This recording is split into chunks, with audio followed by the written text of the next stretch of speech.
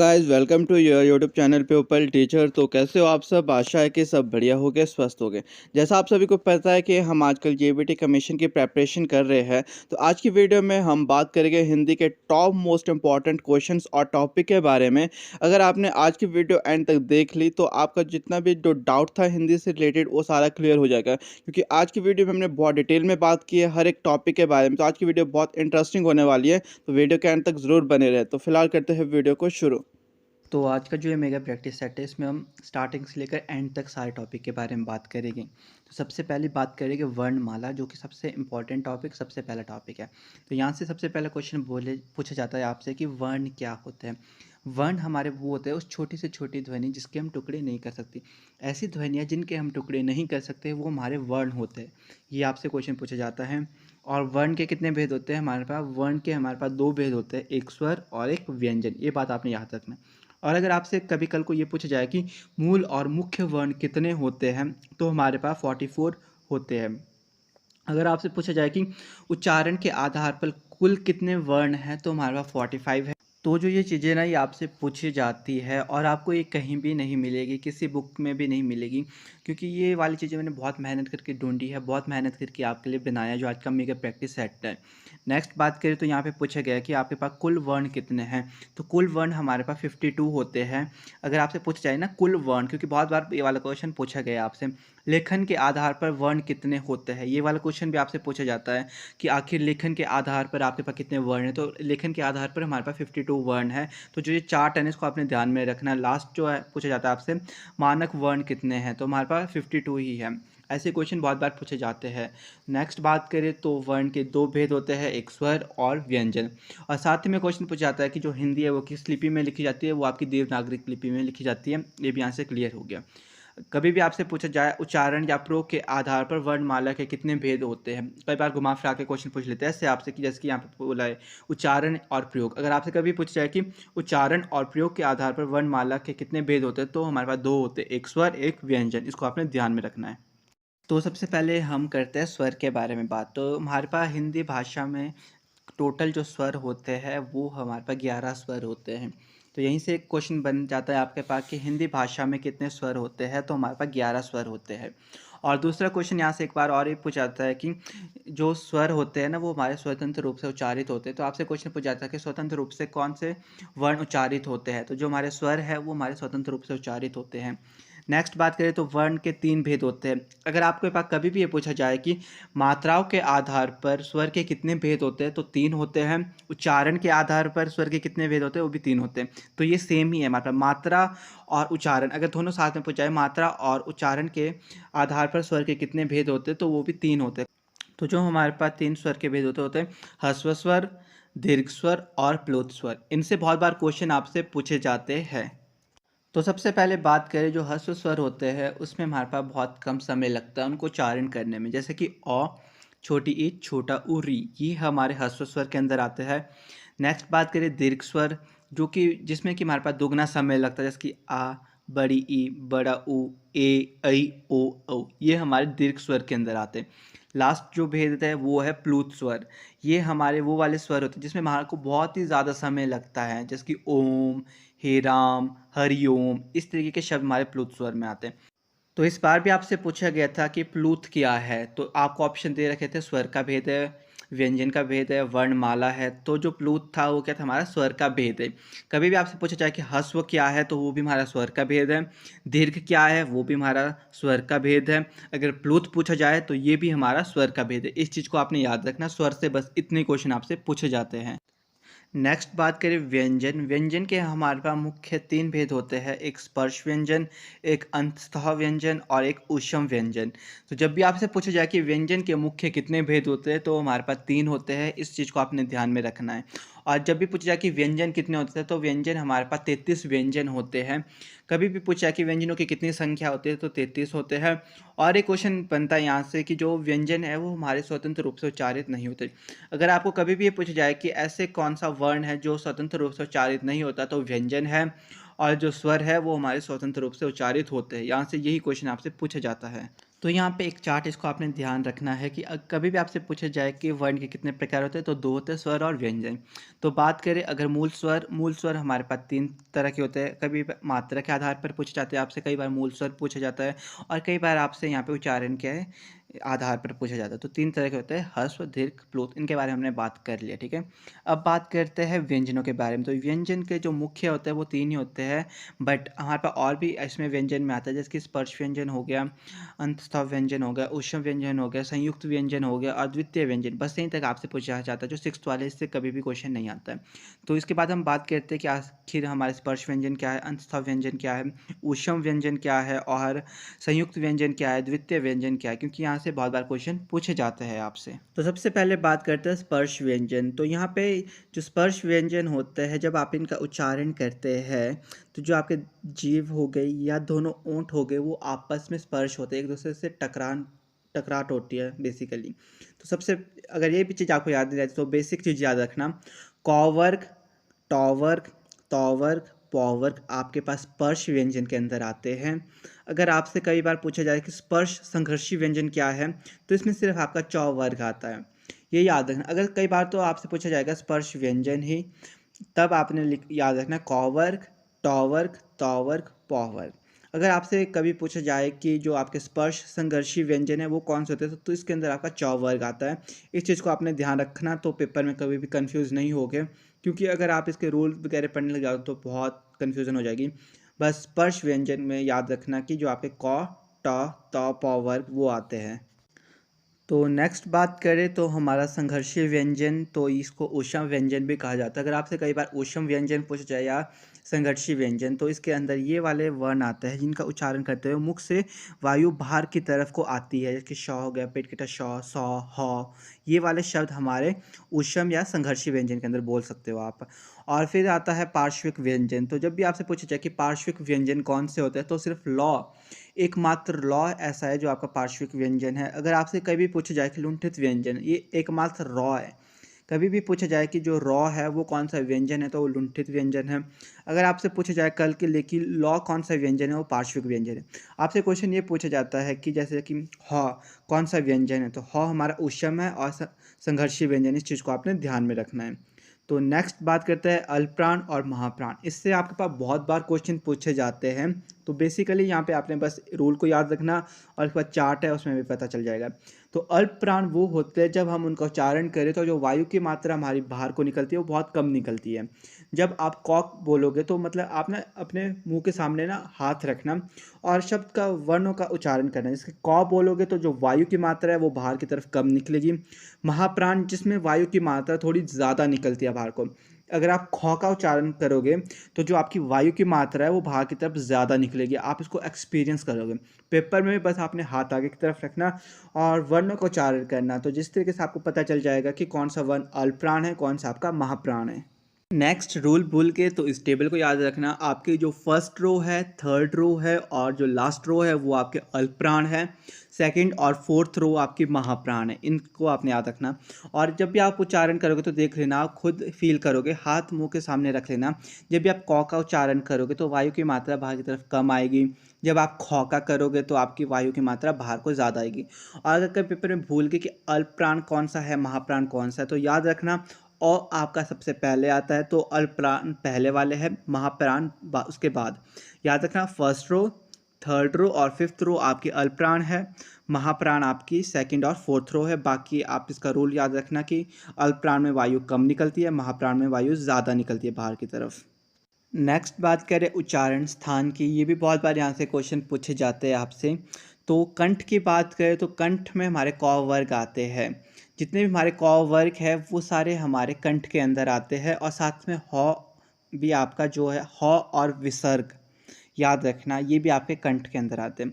Next बात करें तो तालु, तालु में आपका च वर्ग आता है और श या और य आता है, ठीक है। नेक्स्ट बात करें तो मूर्धा, इसमें आपका री आता है और ट वर्ग पूरा आता है। दंत की बात करें तो इसमें आपका त वर्ग पूरा आता है और लौ और सौ भी आपके दंत में ही आते हैं। ओष्ठ की बात करें तो इसमें आपके पास प वर्ग आता है। नासिका में जितने भी आपके लास्ट में लगते हैं ना यौण, न, म, ये आपके नासिका के अंदर आते हैं। अगर हम बात करें कंठ तालु की तो ए ऐ आपके कंठ तालु में आते हैं। और अगर हम बात करें कंठ ओष्ठ की तो ओ और औ आपके कंठ ओष्ठ में आते हैं। अगर हम बात करें दंतोष्ठ की तो इसमें सिर्फ आपका वो आता है। तो जब आप इनका उच्चारण करोगे तो आपको पता चल जाएगा। जब आप क वर्ग की उच्चारण करोगे तो जो सबसे ज़्यादा स्ट्रेस है वो आपके गले में पड़ेगा, कंठ में। नेक्स्ट बात करें तो तालु, जब आप च वर्ग की बात करोगे तो जो आपकी जीभ है वो तालु को टच करेगी, ठीक। नेक्स्ट बात करें तो हम जो ट वर्ग है तो ये जब आप इसका उच्चारण करोगे जो आपकी जीभ है वो आपके मूर्धा को स्पर्श करेगी। नेक्स्ट त वर्ग जब आप बोलोगे तो आपके दंत को जीभ टच करेगी, त थ ध ध न। जब आप इसका उच्चारण करोगे तो आपकी जीभ क्या है, दांत को टच करेगी। अगर आप प वर्ग की बात करें तो जब आप इनको उच्चारण करोगे तो आपके ओंठ आपस में मिलेंगे, प फ भ भ म। जब आप इनको उच्चारण करोगे तो उच्चारण करके आपको पता चल जाता है, इनके नाम से पता चल रहा है कि आखिर कौन कौन सी चीज़ जब आप उच्चारण करोगे तो आपकी जीभ कहाँ पे टच करेगी और स्ट्रेस आपका सबसे ज़्यादा कहाँ पे होगा। तो वर्ण विचार में इन्हीं टॉपिक के रिगार्डिंग आपसे हर साल क्वेश्चन पूछे जाते हैं। नेक्स्ट बात करते हैं हम अपने शब्द विचार। इससे भी आपके पास बहुत बार क्वेश्चन पूछे जाता है। शब्द विचार बहुत ही इंपॉर्टेंट टॉपिक है आपका। तो सबसे पहला क्वेश्चन ही जो यहाँ से बनता है वो है कि शब्द विचार के कितने भेद हैं। तो इस चीज़ को आप कभी मत भूलना, जो शब्द विचार है उसके 4 भेद है। एक है स्रोत के आधार पर, एक है रचना के आधार पर, एक है अर्थ के आधार पर, एक है प्रयोग के आधार पर। कभी भी आपसे पूछा जाए शब्द के कितने प्रकार है तो वो, या भेद पूछे जाए तो वो 4 है। और नेक्स्ट जो ये आपके भेद है इनके भी सब भेद है आगे के लिए, मतलब सब पॉइंट्स है। मतलब स्रोत के आधार पर भी आगे आगे डिफाइन हुए हुए, रचना के आधार पर भी, अर्थ के आधार पर भी, प्रयोग के आधार पर भी। इनको भी मैं आपको इसी वीडियो में बता लूँगा। और बाकी आपको नोट्स मिल जाएंगे ग्रुप में, जो भी बच्चे ग्रुप में ज्वाइन हुए हुए हैं उनको कल सारे के सारे पीडीएफ्स मिल जाएंगे। तो सबसे पहले करते हैं हम उत्पत्ति या स्रोत के आधार पर। कभी भी आपसे क्वेश्चन पूछा जाए कि उत्पत्ति और स्रोत के आधार पर शब्द कितने प्रकार के होते हैं तो वो ये हमारे 5 प्रकार के होते हैं। तत्सम, तद्भव, देशज, विदेशी और संकर शब्द। जब भी आपके पास बात करें तत्सम शब्द की, ये हमारे वो शब्द होते हैं जो संस्कृत के शब्द होते हैं और हिंदी में भी वो संस्कृत की तरह ही लिखे जाते हैं। जैसे कि ज्यों के त्यों उठाए जाए, जैसे कि हम बात करें दंत, तो कई बार हम दंत लिख लेते हैं हिंदी में भी। तो जो शब्द हमारे संस्कृत से हिंदी में भी जाएंगे और वो संस्कृत के ही रहेंगे, वो शब्द हमारे तत्सम होते हैं। और कभी भी आपके पास किसी भी शब्द में हलंत लगा हो, विसर्ग लगा हो, वो हमारे तत्सम शब्द के अंदर आते हैं। नेक्स्ट बात करें तद्भव शब्द की। तद्भव शब्द वो होते हैं जो संस्कृत से उठा करके हम हिंदी में परिवर्तन करके लिख लेते हैं। बाय द वे, हम जैसे दंत है उसको दांत भी लिख लेते हैं ना, तो जो दांत है वो हमारा तद्भव शब्द है। जितने भी हमारे हिंदी के शब्द है वो हमारे तद्भव शब्द है, जो संस्कृत के शब्द है वो तत्सम शब्द है। फिर बात करते हैं देशज। देशज हमारे वो शब्द होते हैं जो हमारी लोकल लैंग्वेज में बोले जाते हैं, जैसे कि आलू हो गया, बैंगन, गाड़ी हो गई, खिड़की, ये हमारे देशज शब्द हैं। विदेशी शब्द की बात करें जैसे कि मास्टर हो गया, कार हो गई, ये हमारे विदेशी शब्द है जो कि अन्य भाषा से लिए जाएंगे, वो चाहे उर्दू होगी, फारसी हो गई, फ्रेंच हो गई, आपकी इंग्लिश लैंग्वेज हो गई, जो भी आपके अलग लैंग्वेज से लिए जाए। जैसे कि डॉक्टर हो गया, ये भी हमारा विदेशी शब्द के अंदर आता है। नेक्स्ट बात करते हैं संकर शब्द। आखिर कौन से शब्द होते हैं? तो संकर शब्द वो होते हैं जो 2 शब्दों के मेल से बनते हैं। जैसे कि रेलगाड़ी, तो रेलगाड़ी 2 शब्द के मेल से बना है। तो ऐसे शब्द जहाँ भी आपको ऐसे लगे कि 2 शब्दों के मेल से बने, वो संकर शब्द है। तो आशा है कि जो आपके उत्पत्ति और स्रोत के आधार पर है ये आपको क्लियर होगे। तो कभी भी आपसे अगर पूछा जाए कि उत्पत्ति और स्रोत के आधार पर कितने होते हैं, तो 5 होते हैं। इनको आपने ध्यान में रखना है। नेक्स्ट बात करते हैं तो व्युत्पत्ति के आधार पर या रचना के आधार पर पूछा जाए आपके पास, या बनावट के आधार पर पूछा जाए, तो आपके पास 3 प्रकार के होते हैं। एक रूढ़ शब्द, एक यौगिक शब्द, एक योग रूढ़ शब्द।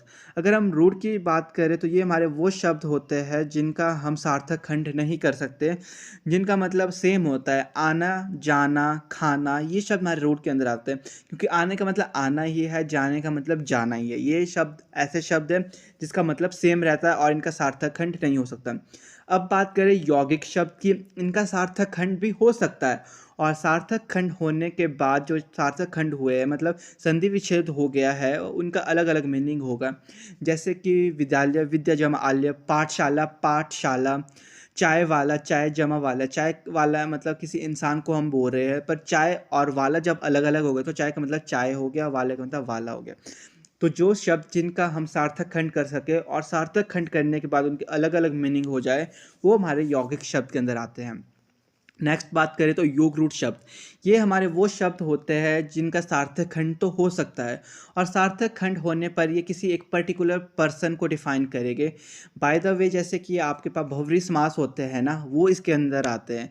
आपके भगवानों के नाम हो गए, वो इसके अंदर आते हैं, जैसे नीलकंठ हो गए, गजानन हो गए, दशानन हो गए, ये हमारे योग रूढ़ में है। और एक पंकज, पंकज से बहुत बार क्वेश्चन पूछा जाता है कि पंकज कौन सा शब्द है, तो पंकज हमारा योग रूढ़ शब्द है, इसको आपने ध्यान में रखना है। तो ये भी आपके पास शायद से हो गया होगा क्लियर कि आखिर रचना के आधार पर आपके पास कितने भेद है, और वो भेद किस किस तरीके के हैं, जैसे कि रूट शब्द कौन सा है, यौगिक शब्द कौन सा है, और योग रूट शब्द कौन सा है। तो नेक्स्ट जो भेद है शब्द का, वो है अर्थ के आधार पर। अगर आपके पास कभी पूछा जाए कि अर्थ के आधार पर शब्द कितने प्रकार के होते हैं, तो दो प्रकार के होते हैं, एक सार्थक, एक निरार्थक।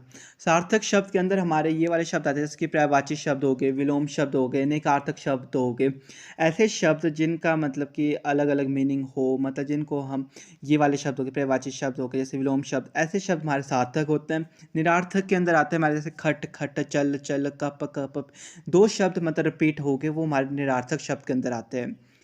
तो लास्ट जो भेद है शब्द का, वो है विकार के आधार पर बोला जाए या आपके पास प्रयोग के आधार पर पूछा जाए। तो जब भी आपसे विकार या प्रयोग के आधार पर पूछा जाए तो हमारे दो प्रकार के होते हैं, एक होते हैं विकारी शब्द, एक होता है अविकारी शब्द। विकारी शब्द के अंदर आते हैं हमारे, जैसे कि संज्ञा, सर्वनाम, विशेषण, क्रिया, ये हमारे विकारी शब्द के अंदर आते हैं। अविकारी शब्द के अंदर आ जाएंगे क्रिया विशेषण हो गए, संबोधक हो गए, इस तरह के शब्द हमारे अविकारी शब्द के अंदर आते हैं। मतलब बेसिकली जो अव्यय है वो हमारे अविकारी शब्द हैं। संज्ञा, सर्वनाम, विशेषण और क्रिया हमारे विकारी शब्द है। अगर आपसे कभी भी ऐसा पूछा जाए संज्ञा क्या है, तो वो हमारा विकारी शब्द है। तो इन चीज़ों को आपने याद रखना, और आपका शब्द वाला टॉपिक भी यहाँ पे क्लियर हो गया है। थोड़े बहुत इनको भी याद रख लें, जैसे तत्सम, तद्भव। तत्सम होते हैं संस्कृत के शब्द, जैसे कि सर्प, सर्प हिंदी में हम बोलते हैं उसको सांप, तो सांप हमारा तद्भव है और सर्प हमारा तत्सम। फिर हो गया अर्थ, मतलब आधा, चंद्र मतलब चांद, ऐसे शब्द जो कि संस्कृत में हो गए, फिर वो हिंदी में कन्वर्ट हो तो वो तद्भव है। और जो शब्द हम संस्कृत के शब्द और संस्कृत के शब्द हम हिंदी में प्रयोग करें, वो हमारे तत्सम होते हैं। तो इस बात को आपने बस ध्यान रख लेना। तो इस चार्ट को भी एक बार देख लेना।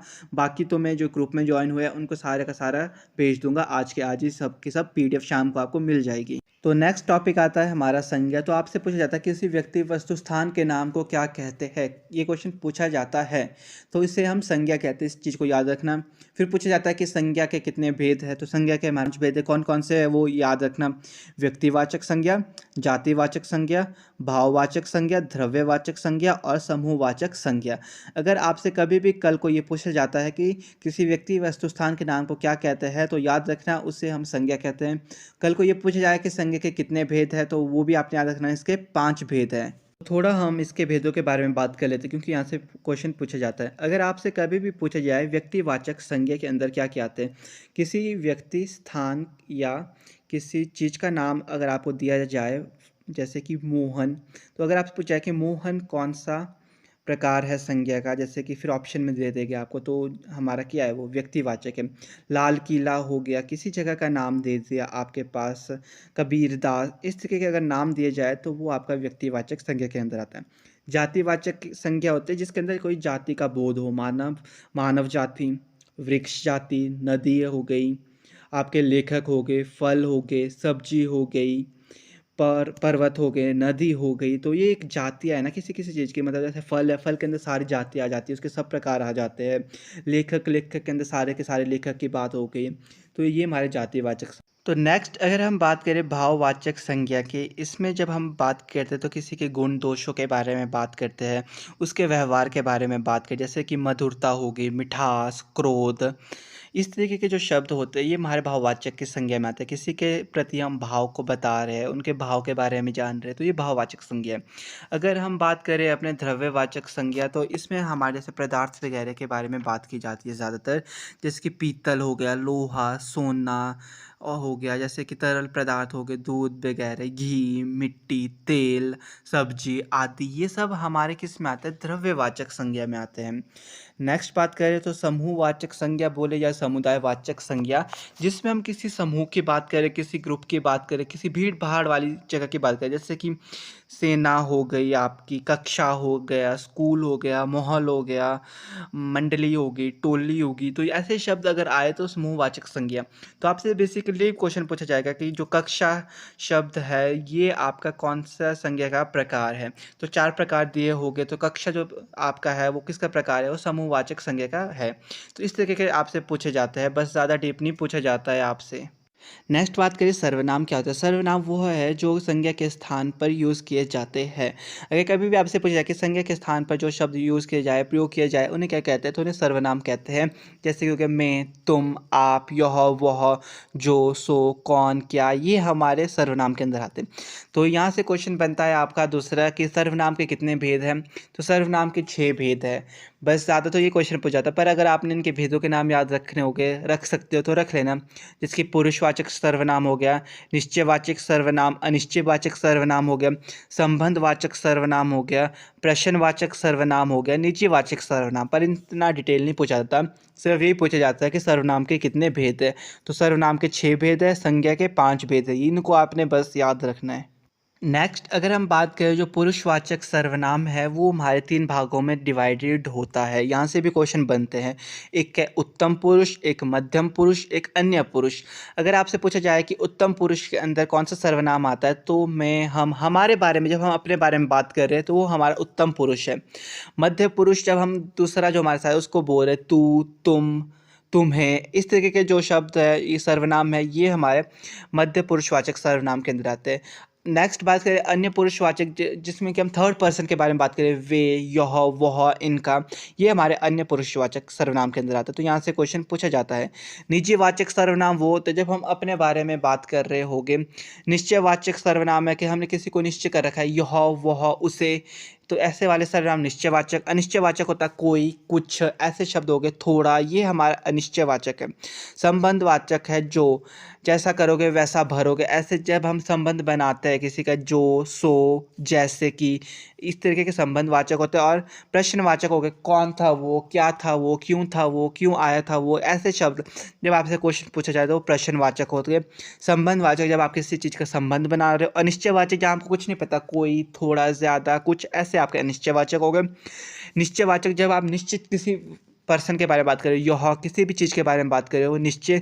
और निजीवाचक आपको पता है अपने बारे में। पुरुषवाचक में तो सारे आते हैं कि मैं, तुम, वह, वे, ऐसे। तो इसके 3 भाग है। अगर आपसे पूछा जाए कि पुरुषवाचक सर्वनाम कितने भागों में डिवाइडेड है, 3 भागों में। एक उत्तम पुरुष, मध्यम पुरुष और अन्य पुरुष। अगर पूछा जाए कि उत्तम पुरुष के अंदर क्या क्या आता है, तो मैं और हम हो गए अपने बारे में। मध्यम पुरुष होता है जिसमें हम, जो हमारे साथ दूसरा पर्सन उसके बारे में। और अन्य पुरुष जो तीसरा ही पर्सन के बारे में बात कर रहे हैं, वो आते हैं। तो नेक्स्ट हम बात करते हैं विशेषण और उसके भेदों के बारे में, क्योंकि यहाँ से भी क्वेश्चन पूछे जाते हैं आपसे। सबसे पहले बात करें विशेषण क्या होता है। विशेषण होता है जो शब्द संज्ञा और सर्वनाम की विशेषता बताए, उन्हें विशेषण कहते हैं। देखो विशेषण के नाम से पता चल रहा है, मतलब किसकी विशेषता। जब भी आपसे क्वेश्चन पूछा जाए जो शब्द संज्ञा या सर्वनाम की विशेषता बताते हैं, उन्हें क्या कहा जाता है, तो उन्हें विशेषण कहा जाता है। वो आपने टिक लगा लेना जहाँ विशेषण होगा ऑप्शन में। नेक्स्ट बात करें तो क्वेश्चन बनता है यहाँ से कि विशेषण के कितने भेद हैं। तो विशेषण के 4 भेद हैं। कौन कौन से? गुणवाचक विशेषण, संख्यावाचक विशेषण, परिमाणवाचक विशेषण और सर्वनामिक विशेषण। इनको भी आपने ध्यान में रखना है। तो जो मुख्य थे वो है गुणवाचक विशेषण, परिमाणवाचक विशेषण, संख्यावाचक विशेषण और सर्वनामिक विशेषण। गुणवाचक विशेषण की बात करें तो जब हम किसी के गुणों के बारे में बात करते हैं, गुण में सब कुछ आ जाता है आपका। अच्छा गुण हो, बुरा हो, रंग, रूप, स्थान, गंध, सब चीज़ें आ जाती है आपकी, ठीक है। ये जो भी आपके गुणवाचक विशेषण आएंगे कि अच्छा था, भला था, नीला था, लाल था, पीला था, इस तरीके के शब्द आपके पास आ जाते हैं। जैसे पहाड़ी हो गई, दिल्ली हो गई, दिल्ली वाला, भारतीय, अगर ऐसे शब्द है वो गुणवाचक विशेषण के अंदर आपके आते हैं। नेक्स्ट बात करें तो जो परिमाणवाचक विशेषण है ये हमारा नापतोल से संबंध रखता है। तो इसमें आता है एक निश्चयवाचक परिमाण, एक है अनिश्चय। जो निश्चय है उसमें आपको पता है निश्चित कि मुझे 2 लीटर दूध चाहिए, मुझे 1 दर्जन आम लेने हैं, मुझे 1 दर्जन केले लेने हैं, तो आपको पता है कि जिसमें आपको पता चले निश्चय, निश्चित है आपने किया। एक है अनिश्चय जिसमें कि मुझे थोड़ा सा दूध चाहिए, मतलब कि ऐसा हो गया हलवे में बहुत ज़्यादा घी पड़ गया, इस तरह के शब्द जहाँ पे थोड़ा, बहुत, ज़्यादा, ऐसे शब्द आए वो अनिश्चय परिमाणवाचक होता है। निश्चय में जहाँ आपको निश्चित पता है कि आपको कितनी चीज़ चाहिए, कितनी चीज़ लानी है, तो ये आपके निश्चय में होगा। इसको भी आपने ध्यान में रखना है। अगर हम बात करें संख्यावाचक विशेषण, ये भी हमारे संख्याओं से मतलब संबंध रखते हैं, जिसमें कि हमारे को संख्या में 2 होते हैं, एक है निश्चय और एक है अनिश्चय। निश्चय की बात करें तो हमारे को पता है कि 1, 3, 4 इस तरीके के क्रमबद्ध होते हैं। पहला वो पहले स्थान पे बैठता है, वो दूसरे स्थान पे बैठता है, इस तरीके के आगे तुम दोनों, तुम चार, अगर ऐसे शब्द हैं वो हमारे निश्चय संख्या के बारे में बात करते हैं। अनिश्चय की बात करें तो कुछ विद्यार्थी वहाँ जा रहे थे, थोड़ी लड़कियाँ होगी, सब लड़के, इस तरीके के शब्द हमारे अनिश्चय संख्यावाचक के अंदर आते हैं। तो लास्ट भेद की बात करें तो ये हमारा सार्वनामिक भेद। इसमें बोले तो सर्वनाम मतलब कि हम सर्वनाम का यूज़ करते हैं कि यह मेरा घर है, वह मेरा दोस्त है, वे मुझे अच्छा लगता है, कोई पढ़ रहा है, तो वे, यह, मेरा, इस तरीके के जो शब्द है वो देखो सर्वनाम के अंदर आते हैं। तो जहाँ भी आपके पास इन शब्दों का यूज़ हो वो सार्वनामिक विशेषण के अंदर आते हैं। तो विशेषण वाला टॉपिक हमारा क्लियर हो गया और कंप्लीट हो गया। ज़्यादातर यही पूछा था कि विशेषण के कितने भेद हैं। भेदों को आपने बहुत अच्छे से याद रखना है। विशेषण के हमारे पास 4 भेद होते हैं। नेक्स्ट टॉपिक है हमारे पास क्रिया। क्रिया से हमारे को पता चलता है कि जिन शब्दों से हमें पता चलता है कि कोई कार्य हो रहा है। अगर आपसे पूछा जाए कि ऐसे शब्द जिससे हमें पता चले कि कोई कार्य हो रहा है वह क्या कहलाते हैं, तो वो हमारे क्रिया कहलाते हैं। जैसे कि राम खेल रहा है, हमें पता चल रहा है राम क्या कर रहा है, खेल रहा है। इस तरीके के शब्द होते हैं, ठीक है। कि कोई खाना खा रहा है, मोहन खाना खा रहा है, राम नाच रहा है, राम गाना गा रहा है। जब ऐसे ऐसे शब्द आए तो हमें पता चल रहा है, क्रिया के बारे में पता चल रहा है कि कोई कार्य हो रहा है। अगर आपसे कभी भी मतलब कार्य से संबंधित पूछा जाए तो मतलब वो क्रिया के अंदर आता है। इस चीज़ को आपने याद रखना है। नेक्स्ट बात करते हैं हम क्रिया के भेद, क्योंकि सबसे इंपॉर्टेंट तो यही है। हर एक चीज़ के भेद और उसकी डेफिनेशन से क्वेश्चन आ जाता है या भेदों से क्वेश्चन आपसे पूछा जाता है। अगर आपसे पूछा जाए कि क्रिया के कितने भेद हैं, तो मुख्य क्रिया के 3 भेद होते हैं। एक कर्म के आधार पर, एक प्रयोग या रचना के आधार पर, एक काल के आधार पर। अगर हम बात करें कर्म के आधार पर, आपके 2 प्रकार होते हैं। अगर आपसे कल को कभी ये पूछा जाए कर्म के आधार पर क्रिया के कितने भेद होते हैं, तो 2 होते हैं, एक अकर्मक, एक सकर्मक। अकर्मक में आपको पूरी चीज़ बताई नहीं जाती, सकर्मक में आपको पूरी चीज़ बताई जाती है। बाय द वे, जैसे अकर्मक में है राम खेल रहा है, तो क्या खेल खेल रहा है, कहाँ खेल रहा है, ये आपको पूरा नहीं बताया गया। अगर आपसे बोला जाए कि राम गिल्ली डंडा खेल रहा है, तो ये आपका सकर्मक क्रिया है, क्योंकि आपको पता चल रहा है कि कौन सा खेल खेल रहा है। अकर्मक में आपको आधी चीज़ बताई जाती है और सकर्मक में आपको पूरी चीज़। जैसे कि राम लिख रहा है, क्या लिख रहा है वो हमें नहीं पता है, तो ये अकर्मक है। राम पत्र लिख रहा है, ये आपका सकर्मक क्रिया है, तो इसको याद रखें। नेक्स्ट बात करें तो प्रयोग एवं रचना के आधार पर क्रिया के कितने भेद होते हैं, तो वो हमारे 8 भेद होते हैं। तो 8 भेद होते हैं, ये तो नहीं पूछा था कौन कौन से भेद है, सिर्फ ये पूछा जाता है कि प्रयोग के आधार पर आपके क्रिया के कितने भेद होते हैं, तो ये याद रखना 8 भेद होते हैं। नेक्स्ट बात करें तो काल के आधार पर क्रिया के कितने भेद होते हैं, तो काल के आधार पर क्रिया के 3 भेद होते हैं। यहाँ पे आपका काल भी क्लियर हो रहा है इसी में ही। तो कौन कौन से होते हैं आपके पास, भूतकाल, वर्तमान काल, भविष्य काल। अगर हम भूतकाल की बात करें तो भूतकाल के हमारे पास 6 भेद होते हैं। यहाँ से क्वेश्चन बनता है कि भूतकाल के कितने भेद होते हैं, 6 भेद होते हैं। और भूतकाल कौन सा काल होता है, भूतकाल वो वाला काल होता है जिसमें हमने कार्य कर चुका है। जो कार्य हम कर चुके हैं वो भूतकाल के अंदर आता है। अगर आपसे पूछा जाए कि जो कार्य हम कर चुके हैं वो किसके अंदर आता है, तो हमारा भूतकाल के अंदर आता है। और एक क्वेश्चन बनता है कि भूतकाल के कितने भेद हैं, तो भूतकाल के हमारे पास 6 भेद है। बस इतना ही यहाँ से पूछा जाता है, ज़्यादा डिटेल में नहीं पूछा जाता है। तो दूसरा जो भेद है हमारा काल का वो है वर्तमान काल। तो यहाँ से क्वेश्चन बनता है कि वर्तमान काल के कितने भेद हैं, तो वर्तमान काल के हमारे पास कितने भेद है, 5 भेद है। कभी भी आपसे पूछा जाए कि वर्तमान काल के कितने भेद है, तो वर्तमान काल के आपके पास 5 भेद है, इसको आपने ध्यान रखना। और जो वर्तमान काल होता है, जो काल चल रहा है, मैं नाच रहा हूँ, तो मतलब हूँ आ गया ना लास्ट में, मतलब मैं नाच रहा हूँ, अभी भी मैं नाच ही रहा हूँ, तो मतलब कार्य कर रहा हूँ। मैं गाना गा रहा हूँ, मैं पढ़ रहा हूँ, ऐसे शब्द किसके अंदर आएंगे, वर्तमान काल के अंदर। अगर आपके पूछा जाए कि मैं खाना खा रहा था, जब आपके था, थी, थे आगे, तो मतलब भूतकाल वर्तमान काल में कर रहा हूँ, कर रही हूँ, ऐसे शब्द आए तो वो हमारे वर्तमान काल में आते हैं। नेक्स्ट बात करें तो भविष्य काल। भविष्य काल होता है जो हमारा भविष्य में आने वाला है, मतलब मैं कल नाचूंगा, मैं कल खाना खाऊंगा, मैं कल व्रत करूंगा, मैं कल शिमला जाऊंगा, गा गी गे, ये शब्द आपके भविष्य काल में आते हैं। और यहाँ से क्वेश्चन बनता है कि भविष्य काल के कितने भेद है। भविष्य काल के आपके पास 3 भेद है। ज़्यादा डिटेल में नहीं पूछा जाता, बस इतना पूछा जाता है कि भविष्य काल के कितने भेद है, मतलब उनके नाम नहीं पूछे जाते कभी। तो बस ये याद रखना, भूतकाल के आपके पास 6 भेद है, और जो वर्तमान काल है उसके आपके पास 5 भेद है, और जो भविष्य काल है उसके आपके पास 3 भेद है। इन चीज़ों को याद रखना, तो आपका जो टैट है वो इजीली क्लियर हो जाएगा। और अगर कोई पेड नोट चाहता है, मतलब वो भी अवेलेबल है, अगर किसी को नोट्स और पीडीएफ चाहिए तो उसको मिल जाएगा। मेरा व्हाट्सएप नंबर भी आपको स्क्रीन पे दिख रहा होगा। तो हर एक नोट्स के कितना प्राइस है वो आपको, मतलब आप मेरे को व्हाट्सएप में मैसेज कर देना, फिर मैं आपको बता लूँगा वहाँ पे। नेक्स्ट टॉपिक है हमारा क्रिया विशेषण। यहाँ से बहुत बार क्वेश्चन पूछे जाते हैं। तो क्रिया विशेषण का अर्थ होता है जब हमें क्रिया की विशेषता का पता चले। अगर आपसे कभी भी क्वेश्चन आ जाए कि जिस शब्द से हमें क्रिया की विशेषता का पता चले उसे क्या कहते हैं, तो उसे क्रिया विशेषण कहते हैं। जैसे कि वह धीरे धीरे चलता है, तो इसमें क्या है, जो चलता है वो एक क्रिया है, और धीरे धीरे क्या है, उसकी विशेषता है, उसके बारे में बता रहे हैं। विशेषता ज़रूरी नहीं उसकी अच्छाई हो, उसकी बुराई भी हो सकता है, विशेषता के अंदर सब बातें आती है। नेक्स्ट बात करें तो जो यहाँ से पूछा जाता है क्वेश्चन वो है कि क्रिया विशेषण के कितने भेद है। तो क्रिया विशेषण के हमारे पास 4 भेद है।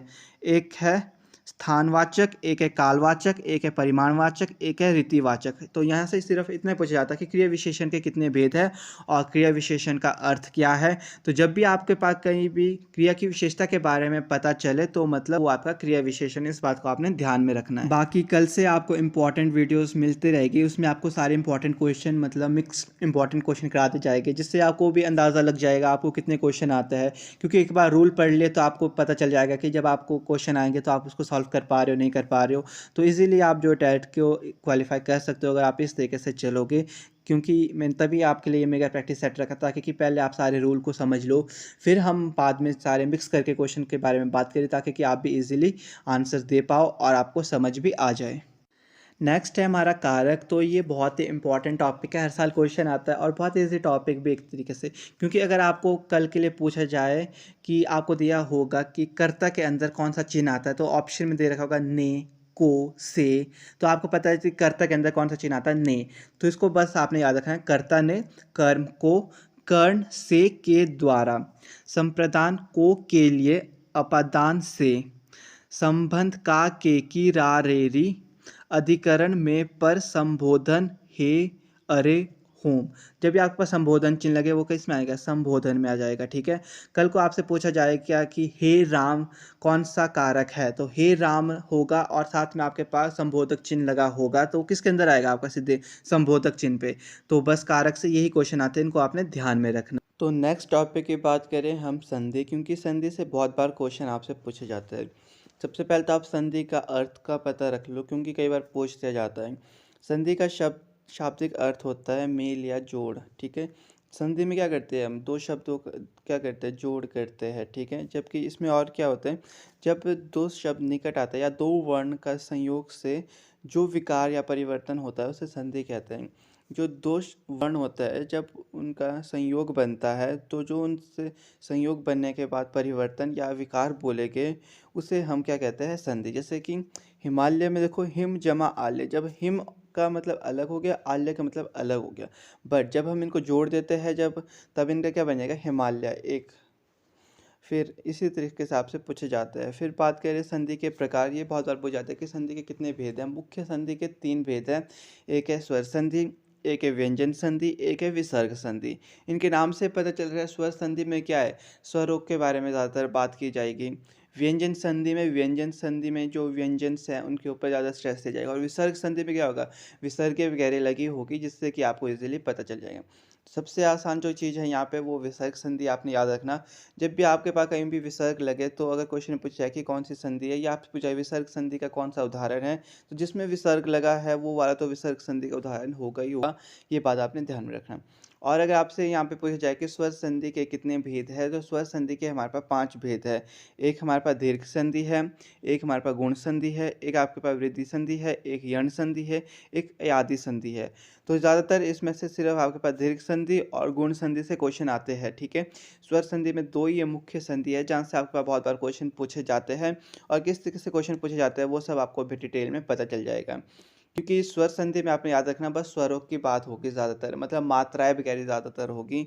और व्यंजन संधि में आपके पास व्यंजन होगा जैसे क, ख, घ, त, थ, ऐसे वाले शब्द।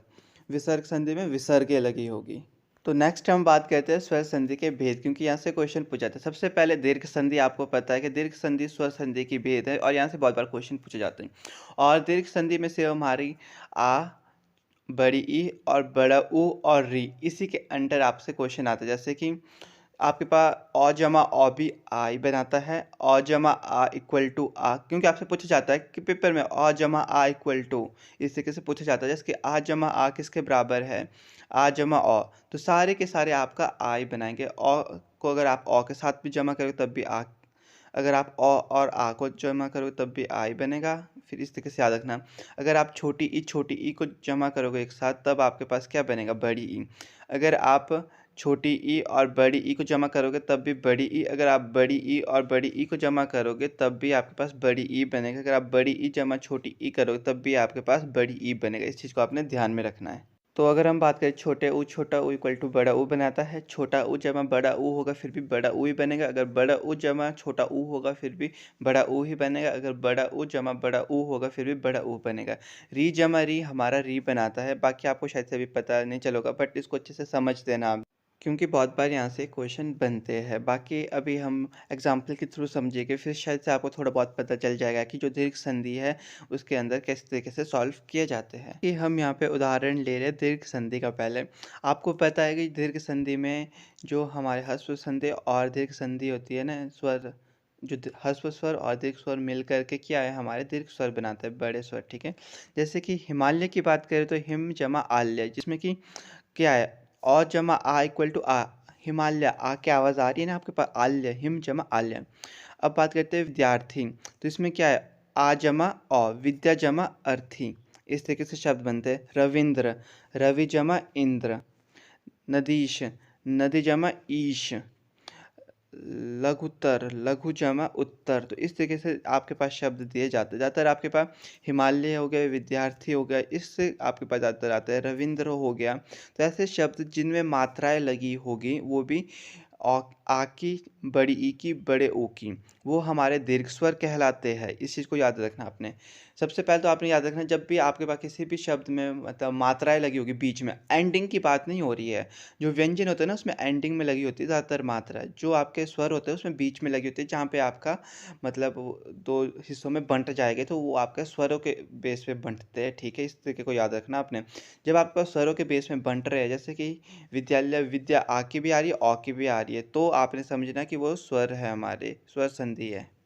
नेक्स्ट जो भेद था हमारे पास स्वर संधि का, वो था गुण स्वर संधि। भी क्वेश्चन पूछा था, इसमें क्या है ना, इसमें आपके पास री के बाद की बात आती है, मतलब जोड़ से क्या बनेगा, ए बनेगा, ओ बनेगा, ठीक है। जैसे कि अ जमा ई इक्वल टू ए, आ जमा ई इक्वल टू ए, अ जमा बड़ी ई इक्वल टू ए, और आ जमा बड़ी इक्वल टू ए, और अ जमा ऊ इक्वल टू ओ, आ जमा ऊ इक्वल टू ओ, आ जमा बड़ा ऊ इक्वल टू ओ, और जमा री इक्वल टू अर, आ जमा री इक्वल टू अर। इस तरीके के शब्द इसमें बनते हैं। फिर इनको एग्जाम्पल के थ्रू थोड़ा बहुत देख लेते हैं ताकि कि आपको अच्छे से समझ आ जाए। नेक्स्ट गुण संधि के अगर हम उदाहरणों की बात करें तो आपको पता है नरेंद्र, रॉ में ए की मात्रा पड़ी है, तो ए की मात्रा किससे बनती है, अ जमा ई से, तो नर जमा इंद्र। सुरेश है तो ए की मात्रा बनेगी सुर जमा ईश। इस तरीके से आपके पास ये शब्द बने। महेश है, महा जमा ईश, इस तरीके से शब्द बनते हैं। जैसे कि महा उत्सव, महाजमा उत्सव, इस तरीके से बन गए हैं। राज ऋषि, राज जमा ऋषि। देव ऋषि, देव जमा ऋषि, इस तरीके से आपके पास पूछे जाते हैं। अगर तो ऋषि वाले आगे तो बहुत ईजी होते हैं, इसको तो आपने ऐसे याद रखना, बस जो भी आगे दे रखा है राज जमा ऋषि बना लेना उसको। यही है आपके पास इसके स्वर संधि के उदाहरण। अगर हम व्यंजन संधि की बात करें तो ज़्यादा डिटेल में नहीं जाऊँगा, क्योंकि डिटेल में नहीं पूछा जाता है। बस आपने ध्यान रखना है कि आपसे सिर्फ ऐसा पूछा जाता है कि स्वर संधि है कि व्यंजन संधि है, ठीक है। तो जैसे दी गज है, तो दी गज को देखो किस तरीके से लिखा है, दिक जमा गज। इसमें देखो जो स्वर है उनका संधि विच्छेद नहीं हुआ, बल्कि जैसे हिमालय, हिम जमा अ की आवाज़ आती थी, यहाँ पे देखो वर्णों मतलब व्यंजनों की आवाज़ आएगी आपके पास। जहाँ भी आपका व्यंजन की आवाज़ आएगी, मतलब व्यंजनों से उनका जो है होगा संधि विच्छेद, तो समझ लेना वो व्यंजन संधि है आपकी। तो इस मेगा प्रैक्टिस सेट का सबसे लास्ट टॉपिक है हमारे पास समास। बहुत इंपॉर्टेंट टॉपिक है ये। इसकी पहले डेफिनेशन याद रख लेना आप। दो या दो से अधिक शब्दों से मिलकर जो नया या छोटा शब्द बनता है उस शब्द को समास कहते हैं। जब दो या दो से अधिक शब्द के मिल करके कोई नया शब्द बने या कोई छोटा शब्द बने तो उसे क्या कहते हैं? हम समास कहते हैं। समास के कितने प्रकार होते हैं या कितने भेद होते हैं ये पूछा जाता है। तो समास के आपके पास 6 भेद होते हैं। ये आपके पास द्वंद्व समास, द्विगु समास, तत्पुरुष समास, कर्मधारय समास, अव्ययभाव समास और बहुव्रीहि समास। ये बहुत इंपॉर्टेंट समास है क्योंकि यहाँ से बहुत सारे क्वेश्चन पूछ जाते हैं। बस यहाँ से आपने इतना याद रखना कि जो समास है उसके 6 भेद होते हैं। फिर इनके थोड़े हम एग्जाम्पल के बारे में बात करते हैं कि आखिर जो ये समास है किस तरीके के होते हैं। तो सबसे पहले बात करें अव्ययभाव समास। इसमें हमारे पास पहला पद या पहला अव्यय प्रदान होता है। जैसे कि इसके जो उदाहरण होते हैं जैसे कि प्रतिदिन हो गया, अनुकूल हो गया, यथाशक्ति हो गया, इस तरह के जहाँ पे आजन्म हो गया, इस तरह के या यथा क्रम हो गया, यथा समय हो गया, इस तरह के अगर आपके पास आएगा कि या सबसे मेन चीज़ है, प्रतिदिन हो गया, भरपेट, ऐसे शब्द हमारे आते हैं। अगर हम बात करें तत्पुरुष समास, इसमें हमारा दूसरा पद या दूसरा अव्यय प्रदान होता है। इस चीज़ को आपने याद रखना। और साथ ही साथ में इसमें हमारे कारक लगता है। जैसे कि आप बोले रसोई घर, रसोई के लिए घर, मतलब कर्ता ने कर्म को कर्ण से, ऐसे वाले जो कारक लगते हैं वो इसमें लगता है। कर्म हो गया, कर्ण हो गया, संप्रदान, ये सारे इसमें लगते हैं। जिसमें आपके पास है रसोई के लिए घर, मतलब रसोई घर, ऐसे ऐसी चीज़ें आए तो वो आपके तत्पुरुष समास के अंदर आती है। नेक्स्ट बात करें तो द्विगु समास वो होता है जिसमें हमारी काउंटिंग आती है। देखो द्वि से पता चल रहा है द्विगु समास जिसमें काउंटिंग आई। जैसे त्रिभवन हो गया, नवग्रह हो गया, इस तरीके से आपसे पूछा जाता है। अष्ट धातु, ये कौन सा समास है? तो अष्ट धातु कौन सा? द्विगु। जहाँ पे आपके पास पंचवटी हो गया, त्रिनेत्र हो गया, इस तरीके के शब्द आए, त्रिकाल हो गया, तो वो हमारे द्विगु समास के अंदर आते हैं। इसको आपने ध्यान में रखना है। नेक्स्ट बात करें तो बहुव्रीहि समास। इस समास में बस आपने ज़्यादा कुछ ध्यान नहीं देना। बस जहाँ पे आपके पास कोई महान पुरुष या भगवानों के नाम आ जाए तो वो वाले नाम आपके बहुव्रीहि समास होते हैं। जैसे कि लंबोदर हो गया, नीलकंठ हो गया, गजानन हो गया, दशानन हो गया, इस तरीके के समास आए तो समझ लेना वो आपके बहुव्रीहि समास है। तो नेक्स्ट बात करते हैं द्वंद्व समास। इस समास में ना आपके पास बीच में आपके पास डैश लगा होगा। जैसे कि अन्न जल हो गया, आग पानी, मार पीट, ऊपर नीचे, सुबह शाम, दिन रात, ऐसे जब शब्द आ गए वो आपके द्वंद्व समास के अंदर आते हैं। नेक्स्ट बात आती है कर्मधारय समास जिसमें कि कोई चीज़ कर्म को प्रकट करे। मतलब कि नील कमल हो गया, नीला कमल। रंग के बारे में जब बात करें, महान पुरुष, महान आत्मा, इस तरीके की जब भी आपके पास समास आए तो समझ लेना वो आपके कर्मधारय। जिसमें कि किसी के रंग के बारे में बात हो रही होगी या कोई महान पुरुष, महान आत्मा, जिसके महान कवि, इस तरीके की बातें होगी तो वो आपके कर्मधारय समास के अंदर आते हैं। टॉपिक है वो है हमारे पास रस। रस से आपके पास बहुत बार क्वेश्चन पूछे जाते हैं और जो आपसे यहाँ से पूछा था वो ऐसे पूछा था। जैसे कि श्रृंगार है जो ये आपका, इसका स्थायी भाव क्या है, इस तरीके से आपका क्वेश्चन पूछते जाते हैं। या आपके पास कुछ लिख के दे देंगे तो बता लेंगे कि आखिर इसमें कौन सा रस है। ज़्यादातर आपसे स्थायी भाव से आपके क्वेश्चन आते हैं। तो और ये भी पूछा जाता है कि जो रस का राजा है वो किसको कहा जाता है। तो श्रृंगार जो है उसे हमारा रस का राजा कहा जाता है।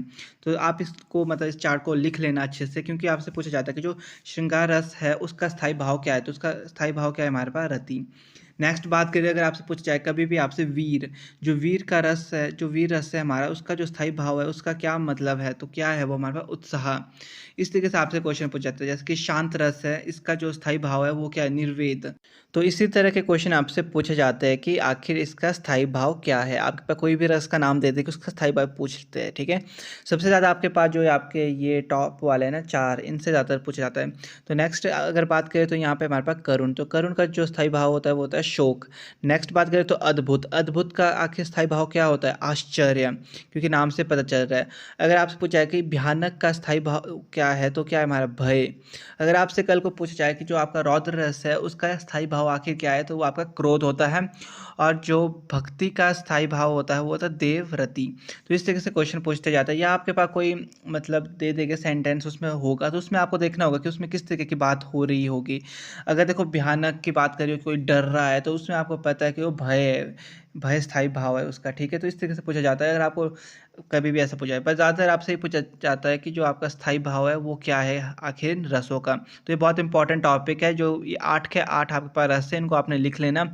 इस चार्ट को आपने बिल्कुल याद कर लेना, क्योंकि यहाँ से एक क्वेश्चन तो आपका डेफिनेटली आता ही आता है। तो जो आपका रस वाला टॉपिक है ये आपका कंप्लीट हो गया है। बाकी इसके जैसे क्वेश्चन आते हैं वो आपको अभी एंड तक पता चल जाएंगे। नेक्स्ट अगर हम बात करें अपना टॉपिक जो हमारा बचता था वो है अलंकार। अलंकार से बहुत बार क्वेश्चन आते हैं और यहाँ से भी जैसे जैसे क्वेश्चन आते हैं सिर्फ वैसे वैसे बताऊँगा, ज़्यादा डिटेल में नहीं जाऊँगा क्योंकि डिटेल में जाने का हमारा कोई मतलब नहीं बनता। ना तो हमारे पास ज़्यादा टाइम है और ना ही हमने फालतू की बातें करनी है। हमने बातें करनी है जो आखिर आपसे पूछे जाते हैं, जो चीज़ इंपॉर्टेंट है। अगर हम बात करें जो अलंकार होते हैं वो क्या होते हैं, जो अलंकार होते हैं वो एक शब्द या वाक्य का क्या होता है, आभूषण होता है। जिस तरीके जो एक मनुष्य में जो आभूषण होते हैं ना वो उसकी सुंदरता को बढ़ाते हैं ना, उसी तरीके जो अलंकार है वो हमारे शब्द की सौंदर्य को या कविता के सौंदर्य को बढ़ाते हैं। अगर आपसे कभी भी पूछा जाए कि किसी कविता के सौंदर्य को जो बढ़ाता है उसे क्या कहा जाता है, तो हमारा अलंकार। अलंकार किसी भी कविता के सौंदर्य को क्या सुंदरता को बहुत अच्छे से निखारता है और बहुत अच्छा बनाता है। जो अलंकार है वो एक तरीके का क्या है, आभूषण है आपकी कविताओं के लिए, शब्दों के लिए। तो कभी भी आपसे पूछा जाए कि कविताओं का जो मतलब आभूषण है वो किसे कहा जाता है, तो वो आपका अलंकार को कहा जाता है। सबसे इंपॉर्टेंट क्वेश्चन तो आपका यहाँ से यही बनता है। नेक्स्ट क्वेश्चन की अगर हम बात करें तो ये बनता है कि आपके अलंकार के मुख्य कितने भेद हैं। तो आपके अलंकार के 3 भेद है, ये आपसे बहुत बार पूछा जाता है। यही क्वेश्चन सबसे ज़्यादा रिपीट होता है आपसे कि अलंकार के कितने भेद हैं। ज़्यादातर हिंदी ग्रामर में ना आपसे भेदों के बारे में पूछा जाता है क्योंकि जो बच्चे होते हैं वो पढ़ने लग जाते हैं पता नहीं क्या क्या, भेदों को भूल जाते हैं और ऐसे सोच के जाते हैं कि यार भेद तो बहुत आसान है, पढ़ लिए रट लिए। पर भेद सबसे इंपॉर्टेंट होते हैं आपके हर एक चीज़ों के, वो चाहे आपका संज्ञा सर्वनाम विशेषण कुछ भी होए वो बहुत इंपॉर्टेंट है आपके लिए। तो जो हमारा दूसरा यहाँ से मोस्ट इंपॉर्टेंट क्वेश्चन बनता है वो बनता है हमारा भेदों से। तो अलंकार के हमारे पास 3 भेद होते हैं, एक शब्द अलंकार, एक अर्थ अलंकार, एक उभय अलंकार। कल को आपसे यहाँ से और क्वेश्चन बन जाता है यहीं से कि आखिर आपके जो शब्द अलंकार है उसके कितने भेद हैं। तो जो शब्द अलंकार है उसके जो मुख्य भेद है वो हमारे पास 6 होते हैं। इनके नाम नहीं पूछ जाते, सिर्फ पूछ जाता है कितने भेद हैं। नेक्स्ट अगर हम बात करें अर्थ अलंकार, इसके भी हमारे पास 6 भेद होते हैं मुख्य। और अगर हम नेक्स्ट बात करें लास्ट जो हमारा है उभय अलंकार, इसके 2 प्रकार होते हैं और यहाँ से ज़्यादातर क्वेश्चन नहीं आते। शब्द अलंकार और अर्थ अलंकार आपके बहुत ही इंपॉर्टेंट है। अगर कल को आपसे ऐसा पूछा जाए कि अलंकार के मुख्य कितने भेद है तो आपके 2 है। अगर आपसे पूछा जाए कि अलंकार के कुल कितने भेद है तो आपके 3 है। इसको बात को याद रखना। तो जो आपके शब्द अलंकार है और अर्थ अलंकार है यहीं से क्वेश्चन आता है और इनके जो ये है ना आपका अनुप्रास हो गया, यमक हो गया, श्लेष हो गया, उपमा, रूपक, ये कुछ ऐसे है जिसके रिगार्डिंग आपका बहुत सारे क्वेश्चंस बनते हैं और हमेशा यहीं से ही क्वेश्चन आते हैं। इन्हीं भेदों के अंदर से ज़्यादातर क्वेश्चन आपसे पूछे जाते हैं। तो इनको हम थोड़ा डिटेल में पढ़ते हैं आखिर किस तरीके से यहाँ से क्वेश्चन आते हैं और कैसे आपको पता चलेगा आखिर कौन सा आपका उपमा अलंकार है, कौन सा आपका यमक अलंकार है, कौन सा आपका रूपक अलंकार है। बात करते हैं मुख्य जो अलंकार से क्वेश्चन बनते हैं, तो इसको भी आप याद रख लेना। जो वाक्य की शोभा बढ़ाए उससे अलंकार कहते हैं। इसको आपने नोट डाउन कर लेना, यहाँ से क्वेश्चन पूछे जाते हैं। नेक्स्ट बात करें तो अलंकार के कितने 3 भेद होते हैं और अगर पूछा जाए कि प्रमुख या मुख्य कितने होते हैं तो आपके 2 भेद होते हैं। सबसे पहले बात करें उपमा अलंकार। आखिर आपको पता कैसे चलेगा जो आपको वाक्य दिया हुआ है उसमें कौन सा अलंकार लगा है, उपमा लगा है, रूपक लगा है या यमक लगा है। तो इस तरीके से अगर आपको पता करना है तो सबसे पहले अगर हम बात करें उपमा अलंकार, तो इसमें क्या होगा जब पंक्तियों में योजक चिन्ह आता है साथ, वो भी साथ में क्या होगा सा सी से लिखा होगा। अगर कल को आपको कोई भी पंक्ति या कोई भी कविता आ जाए और उसमें आपके पास योजक चिन्ह लगा हो साथ में पंक्ति में और योजक चिन्ह के साथ ही साथ आपका लिखा होगा या तो सा होगा या सी होगा या से होगा, तो समझ आना वो आपका उपमा अलंकार है। जैसे कि यहाँ पे देखो मुख चंद्रमा सा सुंदर है, तो देखो आपका योजक चिन्ह लगा है, योजक चिन्ह के बाद क्या लिखा हुआ है सा। जब भी आपके पास योजक चिन्ह के बाद सा सी से, इसको याद रखना वो आपका उपमा अलंकार है। ये आपकी उपमा अलंकार की पहचान है। तो एक अलंकार तो यहाँ पे आपका भी क्लियर हो गया। नेक्स्ट बात करें अगर हम आपका रूपक अलंकार, इसको किस तरीके से पहचानेंगे, तो इसका भी अपना ही मतलब एक पहचान है। तो इसमें क्या होगा जब पंक्तियों में योजक चिन्ह आए और शब्द सा सी से ना आए, इसमें सिर्फ आपका योजक चिन्ह लगा होगा सिर्फ, ठीक है, मतलब डैश लगा होगा पंक्तियों में या आपकी कविता में। बाकी पंक्ति में जब डैश लगा उसके आगे आपके पास ना सा होगा, ना सी होगा, ना से होगा लिखा हो, तो आपका वो रूपक है। उपमा में आपके पास सा सी से होगा, वो भी योजक चिन्ह के साथ। तो यहाँ पे जैसे कि आपके पास रूपक अलंकार का एक उदाहरण हमने लिया, जैसे कि राम कृपा भव डैश निशा सिरानी। तो यहाँ देखो जब आपके पास योजक चिन्ह लगा है या आप इसको जो भी बोल दो डैश बोल दो या योजक चिन्ह बोल दो, तो इसका देखो सा सी से ना लगाओ। बस आपने यही देखना है, अगर आपके पास वाक्य में योजक चिन्ह लगा हुआ है तो समझ लो आपका रूपक है। अगर आपके पास लगा होगा योजक चिन्ह साथ में सा से सी तो आपका उपमा है। इसको ध्यान में रखना आपने, क्योंकि ये आपकी बहुत हेल्प करेगा आपके टैट में, क्योंकि लॉजिक बहुत इंपॉर्टेंट होते हैं, वरना ऐसे ही आपको याद नहीं रहने वाले हैं। नेक्स्ट जो अलंकार है आपका, ये आपका उत्प्रेक्षा अलंकार। तो यहाँ से बहुत बार क्वेश्चन पूछे जाते हैं आपके पास उत्प्रेक्षा अलंकार से, ठीक है। तो इसमें क्या होगा, अगर आपके पास वाक्य में लिखा होगा मनु हो गया, मानो, मनहु हो गया, ज्यों हो गया, जाने हो गया, इस तरीके के अगर आपके पास कोई भी वाक्य में दिख जाए तो मान लो वो आपका उत्प्रेक्ष अलंकार के अंदर आता है। जैसे कि यहाँ पे है नेत्र मानो कमल है, तो जो मानो है इससे आपको पता चल रहा है कि आपका कौन से वाला अलंकार है। तो इस तरीके के आपने लॉजिक्स याद रखने हैं। नेक्स्ट जो बात करें हम अलंकार की, तो ये हमारे पास अतिशयोक्त अलंकार। तो यहाँ पे देखो अति से ही पता चल रहा है जहाँ पे आपके पास बढ़ा चढ़ाकर कोई बात बताई गई होगी। इसमें क्या होगा ना, आपके पास जो वाक्य दे रखा होगा उसमें क्या है, बढ़ा चढ़ाकर बात कही होगी, तो आपके वो इस वाक्य में इस अलंकार के अंदर आते हैं, ठीक है। मतलब यहाँ पे अति से आपने याद रखना, जहाँ पे अति आ गया मतलब यहाँ पे वाक्य में क्या होगा, बढ़ा चढ़ाकर आपसे बात कही होगी। तो इस बात को आपने ध्यान में रखना है। नेक्स्ट जो अलंकार है वो है आपके पास अनुप्रास अलंकार। ये कुछ ऐसे अलंकार है ना जहाँ पे आपके पास क्वेश्चन बहुत ही डिटेल में या मतलब बोले कि बहुत बार पूछे जाते हैं। तो अनुप्रास अलंकार होते हैं जहाँ पे वर्ण बार बार आए। इसमें आपके पास वर्ण बार बार आते हैं, जैसे कि मधुर मधुर मुस्कान मनोहर, इस तरीके के जो वाक्य आएंगे। वर्ण बोले तो तो आ गया, ता ते, इस तरीके के अगर आपके पास वर्ण बार बार रिपीट हो रहे होंगे तो आपका आएगा अनुप्रास अलंकार के अंदर, ठीक है। नेक्स्ट बात करें तो यमक अलंकार। यमक अलंकार में क्या होता है, आपके पास जोड़ा आकर अलग अर्थ प्रकट करता है, ठीक है। एक ही शब्द आपके पास बहुत बार आएंगे पर जो उनके अर्थ हो गए वो अलग हो गए। ज़्यादातर आपसे ये वाला पूछा था, कनक कनक होगा, हल हल होगा, इस तरीके के दो हो गए, साथ में उनमें योजक चिन्ह लगा होगा और दो मतलब आपके पास दे रखे होंगे शब्द। तो समझ जाना वो आपके यमक अलंकार है। यही कुछ अलंकार है जहाँ से बहुत ज़्यादा क्वेश्चन आपसे पूछे जाते हैं।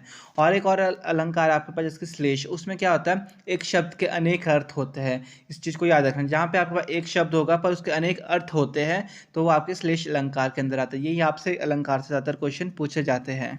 तो अलंकार वाला टॉपिक भी हमारा ख़त्म हो गया है। नेक्स्ट जो टॉपिक रहता था हमारा वो है लास्ट छंद। इनसे बहुत बार क्वेश्चन पूछा जाता है और किस तरीके के क्वेश्चन पूछे जाते हैं वो थोड़ा बहुत तो मैंने आपको बता लिया, बट वीडियो के एंड तक आपको पता चल जाएगा किस तरीके से आपसे क्वेश्चन पूछे जाते हैं, क्योंकि हम सारे मोस्ट इंपॉर्टेंट 40 क्वेश्चन जो है उनके बारे में आज बात करेंगे। सबसे पहले छंद की परिभाषा जान लेते हैं कि आखिर छंद होते क्या है। हिंदी साहित्य के अनुसार अक्षरों की संख्या, गणना, मात्रा, यति और गति से संबंधित किसी विषय पर रचना को छंद कहा जाता है। जो आपके पास हिंदी में जो मतलब आपके अक्षर होते हैं उनकी जो संख्या होगी, उनकी कितनी मात्रा है, उनसे संबंधित कोई भी विषय पर रचना की जाए तो उसे हम क्या कहते हैं, छंद कहते हैं। ये आपसे पूछा जाता है। अक्षर और अक्षरों की संख्या या गणना को क्या कहा जाता है, अगर आपसे ये पूछा जाए तो उन्हें हम क्या कहते हैं, छंद कहते हैं। ये बहुत ही इंपॉर्टेंट है आपके लिए, इसकी डेफिनेशन जानना। नेक्स्ट अगर हम बात करें तो छंदों के प्रकार, आपसे पूछा जाता है कि आखिर छंद के कितने प्रकार होते हैं। तो छंद जो हमारे पास छंद है उसके 3 प्रकार होते हैं। अगर आपसे कभी पूछा है कि छंद के कितने प्रकार है या कितने भेद है, वो 3 भेद होते हैं। कौन कौन से, मात्रिक छंद हो गया, एक वार्णिक छंद हो गया, एक मुक्त छंद हो गया। जो आपका मुक्त छंद होता है उसमें कोई भी छंद नहीं होता है। इसमें जो ज़्यादातर काम किया गया था वो हमारे सूर्यकांत त्रिपाठी निराला ने किया हुआ है, ठीक है, अगर आपसे पूछा जाएगा। और जो आपके मात्रिक छंद होते हैं उसके भी जो सब 3 भेद होते हैं। अगर आपसे पूछा जाए कि जो मात्रिक छंद है उसके कितने भेद होते हैं, वो आपके 3 भेद होते हैं, ठीक है। ज़्यादातर क्वेश्चन यही आपसे पूछा जाता है यहाँ से, छंद कितने प्रकार के होते हैं और जो मात्रिक छंद है उसके कितने भेद हैं।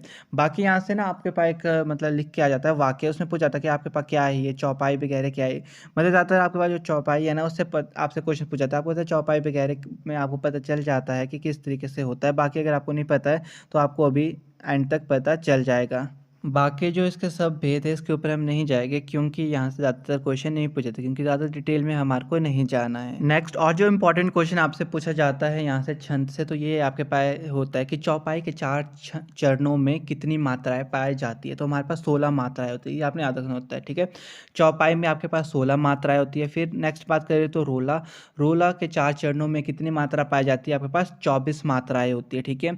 यहाँ से भी क्वेश्चन बनता है, इसको भी याद रखना आपने। जो रोला है उसमें आपके पास 24 मात्राएं होती है। नेक्स्ट बात करें तो गीतिका, गीतिका से आपसे पूछा जाएगा अगर गीतिका के 4 चरणों में कितनी मात्राएँ होती हैं, तो आपके पास 26 मात्राएँ होती है। अगर आपसे पूछा जाए कि हर गीतिका के 4 चरणों में कितनी मात्राएँ पाई जाती है, तो आपके पास 28 मात्राएँ होती है। तो जो ये आपके पास मात्राएँ है ना, इनको आपने याद रख लेना, क्योंकि यहाँ से आपसे ज़्यादातर क्वेश्चन आपसे पूछे जाते हैं। और अगर आपको कभी भी मतलब जैसे कि आपके हनुमान चालीसा वगैरह इस तरीके का कुछ भी दिख जाए, जय हनुमान ज्ञान गुण सागर, तो ये सारी आपकी चौपाई अंदर आती है और ज़्यादातर क्वेश्चन ही आपके चौपाई से पूछे जाते हैं। ये आपके पास यहाँ पे 3 टॉपिक बचे थे जो कि आपके मोस्ट इम्पॉर्टेंट टॉपिक्स थे। ये मैंने कहा था आपको कि आपको एक मेगा प्रैक्टिस सेट में करा दिया जाएगा। नेक्स्ट अब हम बात करेंगे अपने मोस्ट इम्पॉर्टेंट क्वेश्चन जो आपसे बहुत बार पूछे जाते हैं आपके एचपी टैट में, और इन क्वेश्चंस को आप एक बार पढ़ोगे तो मतलब आपका जो टैट है ना वो ईज़िली निकल जाएगा।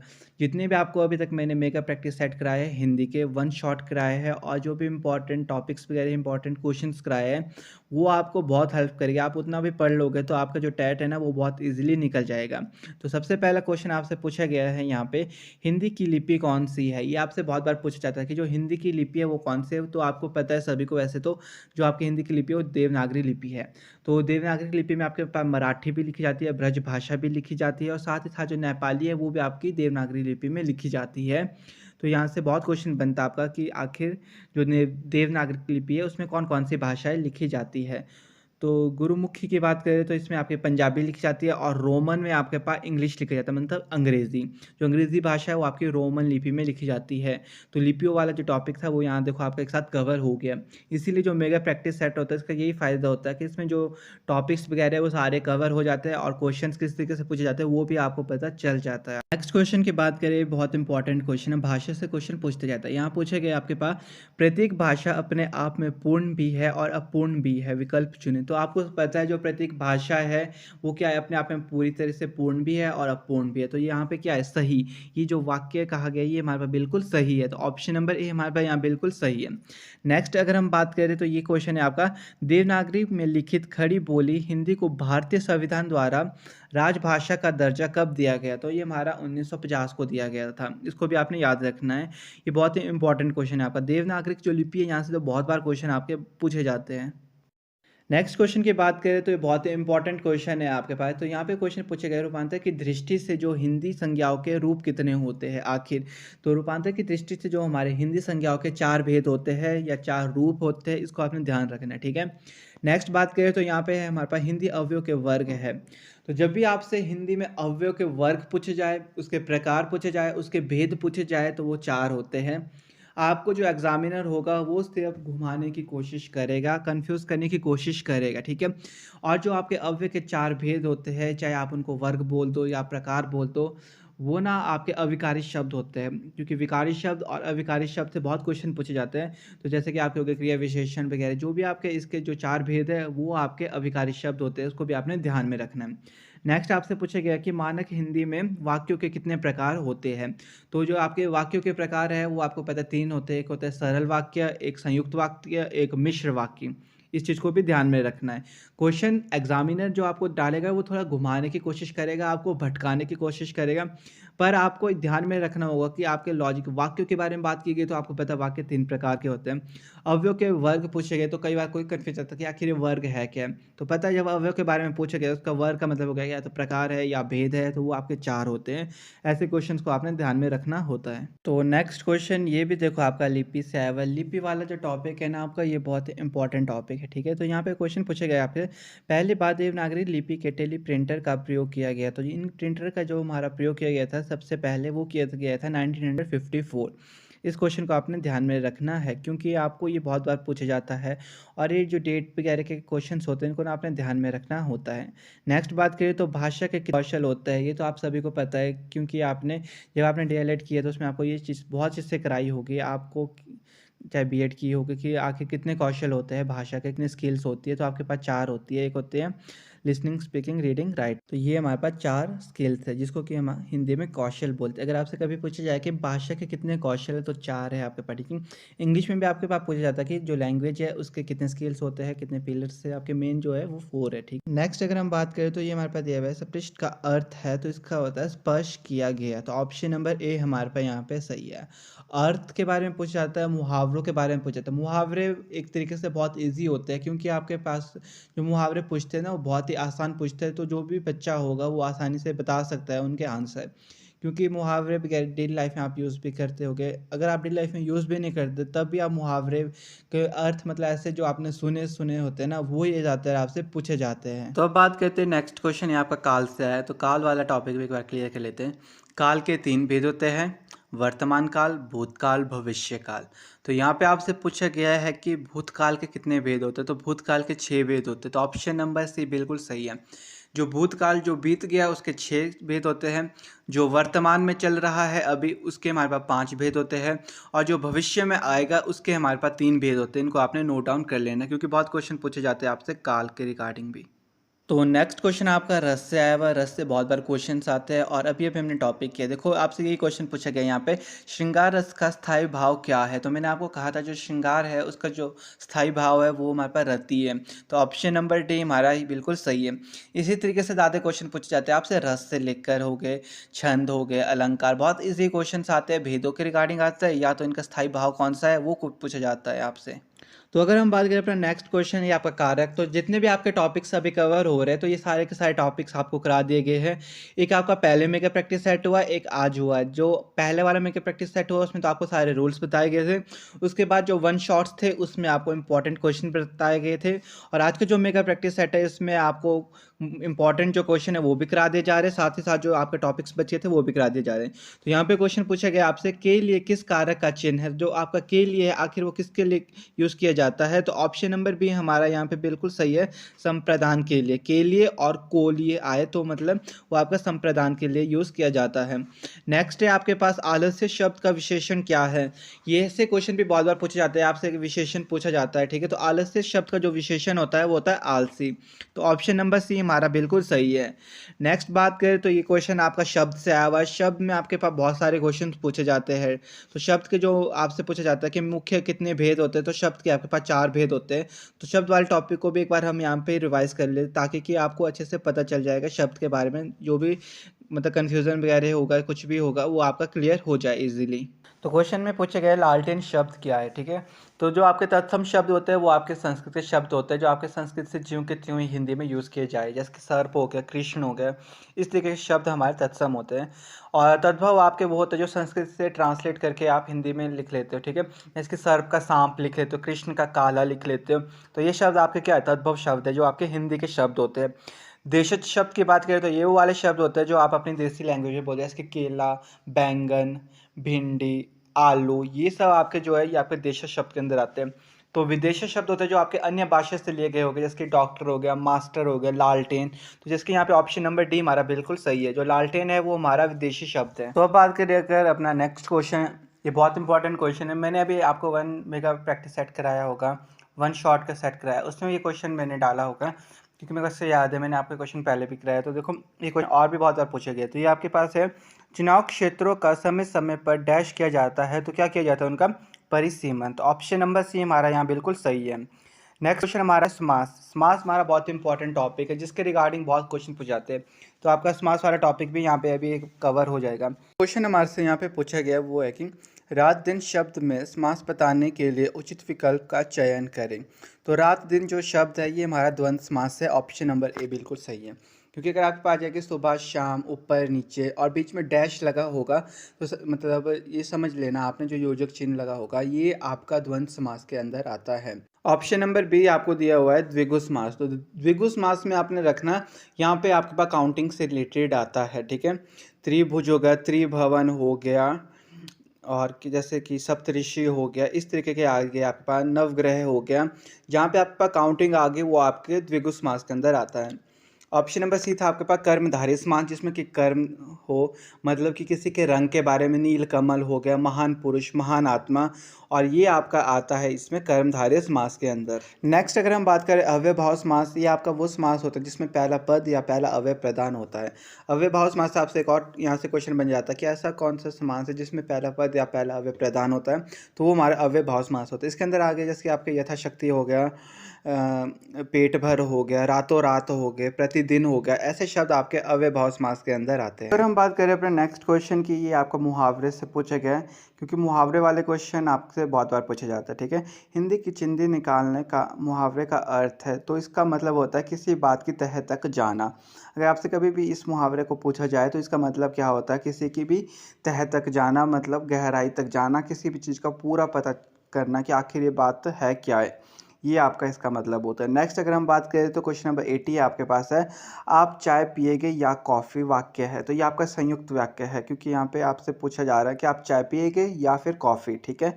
तो आपसे वाक्य से बहुत बार क्वेश्चन पूछे जाते हैं। मिश्र वाक्य में आपका मिक्स किया हुआ होता है, और सरल वाक्य आपका बिल्कुल सरल होता है, वहाँ पे कुछ भी ऐसा नहीं होता दिया हुआ, ठीक है। तो जब भी आप ऐसे वाक्य पूछे जाए, मतलब क्वेश्चन होगा कि आप फिर ऐसा या लग जाए ना कि आप चाय पिएंगे या कॉफ़ी, तो अगर या लग गया ना बीच में तो आपका ये संयुक्त वाक्य होता है, इसको आपने ध्यान में रखना है। नेक्स्ट क्वेश्चन आपका आया हुआ है विलोम शब्द से, इससे बहुत बार क्वेश्चन पूछ जाता है। तो आपके पास दिया हुआ है ओजस्वी का विलोमार्थी क्या होगा, तो इसका होगा निस्तेज। तो ऑप्शन नंबर सी आपका बिल्कुल सही है। नेक्स्ट क्वेश्चन की बात करें तो यहाँ पे है चीर शब्द का अर्थ लिखे, तो चीर शब्द का अर्थ क्या होता है, देर। तो ऑप्शन नंबर बी हमारा बिल्कुल सही है। यहाँ पे ऐसे क्वेश्चन आपसे पूछते जाते हैं।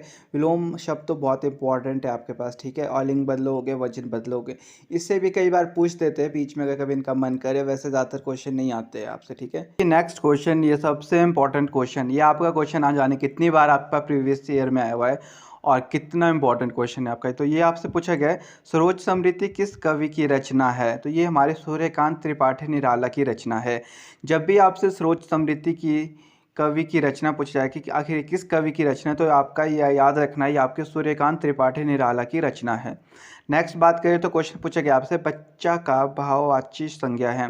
तो ये भी बहुत बार पूछा जाता है कि बच्चा का भाववाचक संज्ञा क्या है आपका। तो भाववाची से पता चल रहा है भाव प्रकट करना, मतलब आपके भाव। तो बचपन जो आपका बीत चुका है, बचपन, ठीक है। बच्चा शब्द से जो आपका भाववाचक संज्ञा होता है उसका मतलब होता है बचपन। तो ऑप्शन नंबर भी हमारा यहाँ बिल्कुल सही है। ऐसे क्वेश्चन पूछते जाते हैं आपसे, कई बार विशेषण या आपसे भाववाचक पूछा जाता है किसी भी शब्द का। नेक्स्ट क्वेश्चन आपसे पूछा गया है कि चंद्रधर शर्मा गुलेरी सम्मान किस क्षेत्र में दिया जाता है। तो ये आपका हिंदी साहित्य सृजन में दिया जाता है, इसको भी आपने याद में रखना है।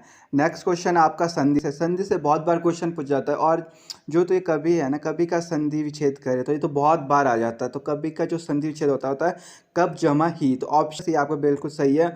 और जो ये आपकी संधि है, ये आपकी व्यंजन संधि है, ये भी कई बार पूछता जाता है। कवि की जो संधि है वो आखिर कौन सी संधि है, ये आपकी व्यंजन संधि है। और संधि के बारे में आपको जानना है तो आपको मेगा प्रैक्टिस सेट देखना होगा पीछे वाला, जिसमें कि मैंने आपको सब कुछ बताया हुआ है, रूल वगैरह आखिर किस तरीके से आपने रूल लगाने हैं। फिर अपना नेक्स्ट क्वेश्चन, तो ये हमारे पास है ओजस्वी का विलोमार्थी क्या होगा। तो इसका निस्तेज होता है, ये बहुत बार आपसे पूछा जाता है। नेक्स्ट क्वेश्चन, कई बार आपसे शुद्ध वाक्य छांटने को कहा जाता है। तो यहाँ पे नंबर भी बिल्कुल सही है, वे प्रातः काल आए। तो कभी भी आपसे वाक्य को शुद्ध वाक्य छांटना होता है, कई बार आपको कोई भी शब्द जो होगा वो शुद्ध छांटना होता है, ये भी आपसे बहुत बार हिंदी में पूछा जाता है। तो अगर हम बात करें अपना नेक्स्ट क्वेश्चन, देखो ये आपके रस से आया हुआ है। रस वाला टॉपिक हमने आज किया है। तो आपसे क्वेश्चन पूछे गए यहाँ पे, वीर रस का स्थायी भाव क्या है। तो आपको पता है जो वीर रस है उसका स्थायी भाव होता है उत्साह। तो आपसे ज़्यादातर ऐसे क्वेश्चन पूछ जाते हैं कि इस किसी भी रस दे देंगे उसका स्थायी भाव क्या होता है। नेक्स्ट बात करें तो यहाँ पे हमारे पास धोखा देना किस मुहावरे का अर्थ है। आप सभी को पता है जो धोखा देना है मतलब आंख पर पर्दा डालना। तो मुहावरे से बहुत बार क्वेश्चन पूछते जाते हैं, तो मुहावरे वाले टॉपिक को भी आपने अच्छे से पढ़ना। और रस, अलंकार और छंद हो गए, इससे भी आपसे पूछा जाता है। पर ज़्यादातर आपसे रस से पूछा जाता है, अलंकार और छंद से उतना ज़्यादा नहीं पूछा जाता है। तो जो हमारा ये नेक्स्ट क्वेश्चन है, ये हमारा शब्द से आया हुआ। शब्द वाला जो टॉपिक है बहुत इंपॉर्टेंट टॉपिक है, उसको आपने प्लीज़ अच्छे से पढ़ के जाना जब आप एग्ज़ाम देने जाओगे। तो क्वेश्चन आपसे पूछे गए, निम्न में से किस प्रकार के शब्द अविकारी होते हैं। तो देखो दो प्रकार के शब्द होते हैं, एक अविकारी एक विकारी, जो आपके मेन बताए गए थे। तो जो विकारी शब्द होते हैं वो आपके संज्ञा, सर्वनाम, विशेषण और क्रिया है। और अविकारी शब्द आपके अव्यय के भेद आते हैं, जैसे यहाँ पे क्रिया विशेषण शब्द है या आपका क्रिया अव्यय का भेद है। तो यहाँ पे ऑप्शन नंबर डी बिल्कुल सही है, क्योंकि आपसे पूछा गया था अविकारी शब्द के बारे में। नेक्स्ट अगर हम बात करें तो यहाँ पे गायक तथा पवन शब्द में कौन सी संधि है। तो इसमें है आपके पास अयादि संधि। तो आपने इसको याद रखना, क्योंकि इसमें जो और अगर कई बार आपके पास ये स्वर संधि भी बोल दिया जाता है इनको, कई बार आपके पास स्वर संधि या व्यंजन संधि ऑप्शन में होगा, तो स्वर संधि के अंदर ही आपके आते हैं। नेक्स्ट हम बात करते हैं सर्वनाम। तो सर्वनाम से आपके पास पूछा गया यहाँ पे पुरुषवाचक सर्वनाम के अंतर्गत कितने पुरुष आते हैं। तो हमारे पास 3 पुरुष आते हैं। एक आता है आपके पास उत्तम पुरुष, एक मध्य पुरुष, एक अन्य पुरुष। तो ठीक है, सर्वनाम के बारे में थोड़ा बहुत बात कर लेते हैं। सर्वनाम वो होते हैं जो संज्ञा के स्थान पर यूज़ किए जाते हैं और सर्वनाम के हमारे पास 6 भेद होते हैं। तो कई बार आपसे ये पूछा जाता है कि सर्वनाम के कितने भेद होते हैं। 6 होते हैं। और सर्वनाम की कितनी संख्या होती है। तो हमारे पास 11 सर्वनाम होते हैं। इसको भी याद रखना, ठीक है। जैसे कि यहोवे, इस तरीके से हमारे पास 11 होते हैं। ये भी आपसे बहुत बार पूछा जाता है। नेक्स्ट बात करें तो यहाँ पे आपके पास आया हुआ है प्रयोग की दृष्टि से शब्द कितने प्रकार के होते हैं। अगर हम बात करें प्रयोग की दृष्टि से तो हमारे पास 2 प्रकार के शब्द होते हैं। अगर हम करें रचना के आधार पर तो हमारे पास 3 प्रकार के शब्द होते हैं। अगर हम बात करें उत्पत्ति या स्रोत के आधार पर तो हमारे पास 5 प्रकार के शब्द होते हैं।